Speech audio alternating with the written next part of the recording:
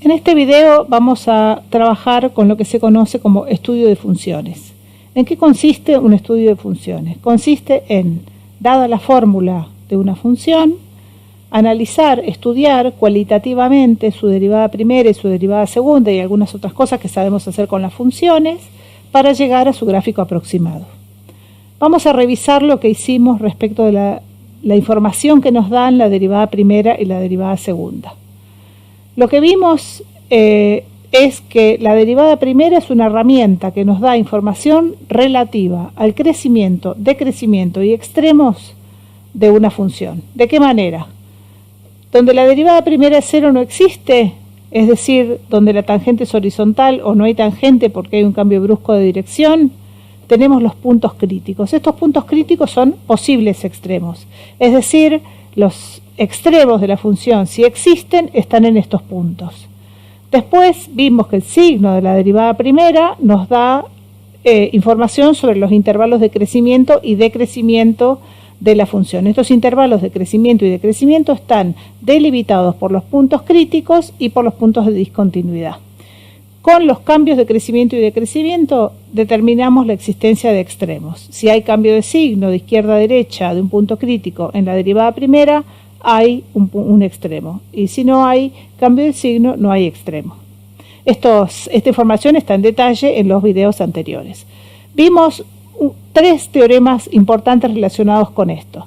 Un teorema que relaciona el signo de la derivada primera con el crecimiento y decrecimiento de la función, que nos dice, como dije recién, que si la derivada primera es positiva, la función crece en ese intervalo, y si es negativa, decrece.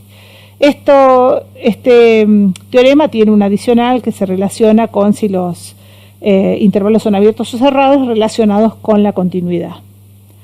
Otro teorema relaciona la existencia de un extremo con el hecho de que la derivada primera sea cero no existe, es decir, el teorema que dice que si hay extremos, la derivada primera es cero no existe, que es el teorema que nos da la pista para buscar los extremos, que nos permite decir si la derivada de cero no existe, ahí es posible que estén los puntos críticos. Y por último, el criterio de la primera derivada, que es el criterio que permite decidir si esos puntos críticos son o no extremos, es decir, si la derivada cambia de signo, de un lado al otro del punto crítico hay un extremo, y si no cambia de signo, no hay extremo. Por otra parte, definimos lo que significaba la curvatura positiva o negativa de una curva. Habíamos dicho que la función era cóncava positiva si la derivada segunda es mayor que cero y cóncava negativa si la derivada segunda es menor que cero. Esto significa que si la derivada segunda es mayor que cero, es decir, si las pendientes de las rectas tangentes van en aumento, la función se curva en sentido contrario a las agujas del reloj. Si las pendientes de las rectas tangentes van en decrecimiento, es decir, si la derivada segunda que mide el crecimiento de la derivada primera o decrecimiento de la derivada primera es negativo, es decir, las pendientes de las tangentes son cada vez menores, la función se curva en el sentido de las agujas del reloj. Y también definimos los puntos de inflexión, que son puntos que unen arcos de distinta concavidad. ¿Qué vimos respecto de la derivada segunda y la concavidad y positiva, negativa y puntos de inflexión? Vimos que con solo tener la herramienta de la derivada segunda, podemos averiguar dónde la función es cóncava positiva, dónde es cóncava negativa y dónde están los puntos de inflexión. ¿De qué manera? Una vez que tenemos la derivada segunda, la igualamos a cero y esos son los posibles puntos de inflexión. Es decir, si la función tiene puntos de inflexión, están en esos puntos. Después vimos que el signo de la derivada segunda nos habla de la concavidad positiva o negativa de la función, es decir, de la curvatura de la curva.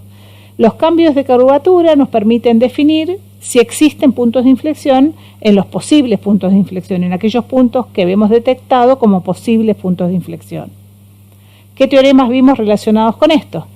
Un teorema que relaciona el signo de la derivada segunda con la concavidad de la función, que dice que si la derivada segunda es positiva, la función es cóncava positiva, y si es negativa, la curva es cóncava negativa. Un teorema que relaciona la existencia de puntos de inflexión con el hecho de que la derivada segunda sea cero, es decir, es el punto que nos da la pista, el teorema que nos da la pista de dónde ir a buscar los puntos de inflexión.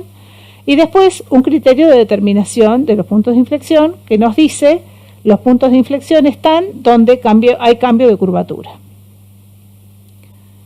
Los procedimientos son análogos, los voy a poner en paralelo porque son muy parecidos, solamente que uno opera con la derivada primera y otro opera con la derivada segunda. Tienen sutiles diferencias. Para el crecimiento, decrecimiento y extremos trabajamos con la derivada primera. Para puntos de inflexión con cavidad positiva y con cavidad negativa trabajamos con la derivada segunda. En el primer caso tenemos que encontrar los puntos críticos, es decir, donde la derivada primera es igual a 0 o no existe. Esos son los puntos críticos. Y en el segundo caso tenemos que buscar los ceros de la derivada segunda, que son los posibles puntos de inflexión. Luego ubicamos en el eje X los puntos críticos y los puntos de discontinuidad para el primer caso y los posibles puntos de inflexión y puntos de discontinuidad para el segundo. Esto determinará intervalos del dominio donde tenemos que mirar el signo de la derivada primera en el primer caso y el signo de la derivada segunda en el segundo caso. Luego tenemos que evaluar el signo tanto de la derivada primera como de la derivada segunda en cada uno de los intervalos determinados y decidir si son extremos en el caso de la derivada primera o de los puntos críticos y decidir si son puntos de inflexión, los posibles puntos de inflexión en el caso de la derivada segunda. Y luego, una vez que tenemos hecho eso, podemos definir los intervalos de crecimiento y decrecimiento con la derivada primera y con cavidad positiva y negativa con la derivada segunda. Este criterio de la segunda derivada es un criterio alternativo para la determinación de extremos de una función. Este teorema dice que si tenemos en x igual a c un punto crítico con la particularidad de que en ese punto crítico la derivada tiene que ser 0, no puede ser que no exista. Recuerden que los puntos críticos son los puntos donde la derivada primera es 0 o no existe. Bueno, si estamos en el caso particular en que la derivada es 0, lo que dice este teorema es que si la derivada segunda de la función en ese punto es positiva, la función tiene un mínimo en ese punto. Y si la derivada segunda de la función en ese punto es negativa, la función tiene un máximo en esa función. Es decir, este criterio es otro criterio para decidir si un punto crítico donde la derivada existe y es 0 es un extremo de la función. En el criterio de la primera derivada, lo único que necesitábamos para determinar si un punto crítico era un máximo o un mínimo era mirar el cambio de signo de izquierda a derecha de la función. Este criterio requiere además el cálculo de la derivada segunda, es decir, que tiene como contraparte, como parte positiva es re fácil porque lo que uno está haciendo nada más es tomar el punto x igual a c, reemplazarlo de la derivada segunda y mirar el signo. Pero tiene la contraparte de que necesitamos calcular la derivada segunda. Como en los estudios de funciones uno suele tener la derivada segunda porque necesita para la concavidad y los puntos de inflexión, este criterio viene a ser como un reaseguro de lo que uno está haciendo.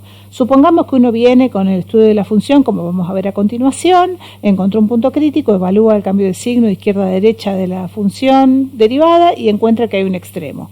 Viene acá con el mismo punto crítico, lo evalúa en la derivada segunda y encuentra otra cosa.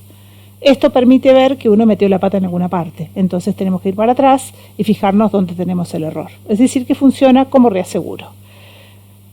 Lo que hace este criterio es decirnos que la derivada primera, si la derivada primera es positiva en un punto crítico donde la tangente es horizontal, como la curva se curva en el sentido antihorario, ahí tiene que haber un mínimo local. Y que si la derivada segunda es negativa, es decir, la curva se curva en el sentido de las agujas del reloj donde la tangente es horizontal, ahí tiene que haber un máximo local.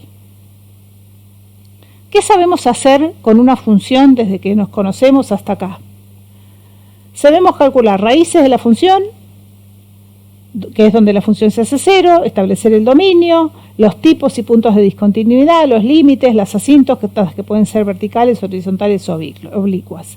Con la derivada primera sabemos calcular extremos locales, intervalos de crecimiento y decrecimiento, y con la derivada segunda podemos calcular puntos de inflexión, intervalos de concavidad positiva y negativa. Respecto de lo primero, las raíces. ¿Cómo calculamos las raíces? Igualamos la función a 0. Donde la función corta el eje X nos va a decir esto y nos va a determinar los intervalos de positividad y negatividad. El dominio tenemos que excluir de la recta real los puntos donde la función no está definida y vamos a evaluar posibles asíntotas a través del análisis de los límites. Los puntos de tipos de discontinuidad los vamos a analizar donde la función no está definida y en los puntos de ensamble si la función está definida a trozos. Y con los límites vamos a analizar todos los límites pertinentes que son alrededor de los puntos de discontinuidad, los laterales, y para la determinación de la posible existencia de asíntotas verticales, y los límites cuando x tiende a más y menos infinito, si eso es pertinente, y vamos a evaluar la posible existencia de asíntotas horizontales, y también vamos a evaluar la posible existencia de asíntotas oblicuas en el caso de que los límites cuando x tiende a más o menos infinito sean infinitos.